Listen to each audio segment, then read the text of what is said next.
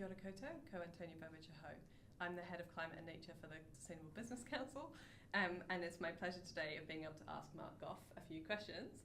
Mark is the CEO of the Capitals Coalition.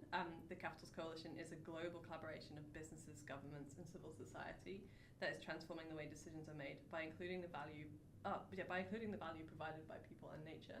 Mark, I hope I've captured what you do correctly. And is that an accurate description of what the Capitals Coalition does? Yes, so there's lots of things that are going on. There's lots of acronyms out there, there's lots of different approaches. And what the Capitals Coalition does is really underpin a lot of those.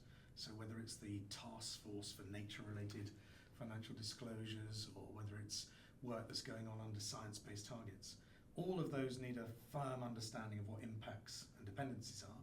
And what we do is we curate the global community that is harmonising that work to set the standards on what is value. What do we value in life? Yeah. That's a really important question, and one that I think flows sort of unvoiced underneath a lot of the work that we do. Yeah. Yeah, really interesting to try and pick that apart. What do you value? Is a fascinating question. So you recently participated in events like the Global Nature Positive Summit that just happened in Sydney and the New York Climate Week that happened back in September.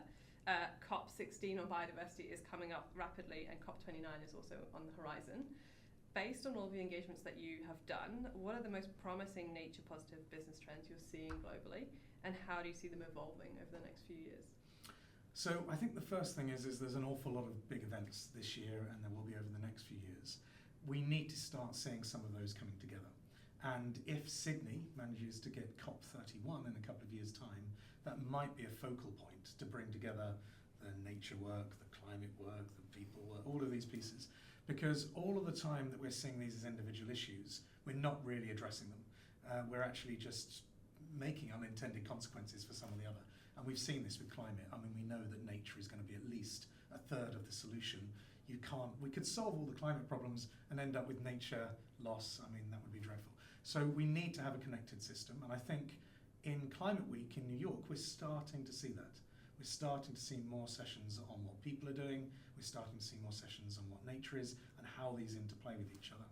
On the Global Nature Positive Summit recently in Australia, that was a really interesting one because it's the first one of its kind to start putting nature first.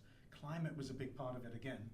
We had there the nature positive metrics being released for the first time, so they're out for consultation at the moment. How do you measure nature positive?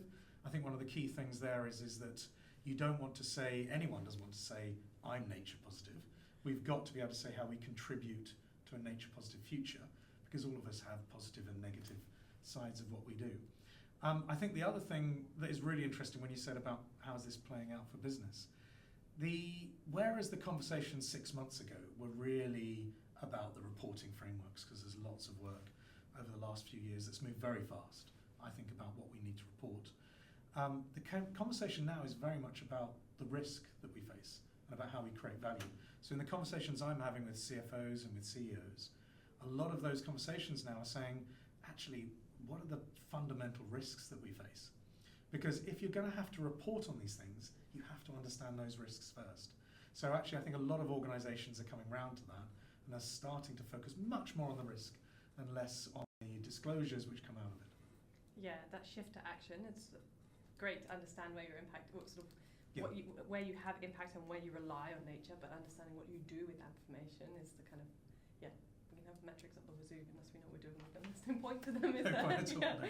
Yeah, okay. So the Capitals Coalition has been a driving force behind integrating nature, natural, social and human capital into business strategies. What are the barriers that businesses face in adopting those kind of integrated frameworks, and what can we do to help overcome them? Yes, so there's 4 capitals. There's natural capital, social capital, human capital, and then the produced capital. So produced capital, the intellectual property, finance and things like that, a lot of that is already captured. So this is why we're trying to add the other 3 in, to make sure that we actually value what matters. The challenges, and there are many of them, I think the biggest one is that often in a business there will be someone that will understand the benefit of actually taking a more holistic approach. They have to convince someone else. And that is the really difficult bit. How do you go up to your risk team or to your product management team or your CFO and convince them that they need to often take on something else? Because as soon as you say take on something else, that sounds like more work to me. So you don't want to take on more work. What we're offering here is a way to understand the system and all the trade-offs and things you're doing anyway in a very organised way that would fit into a business thinking.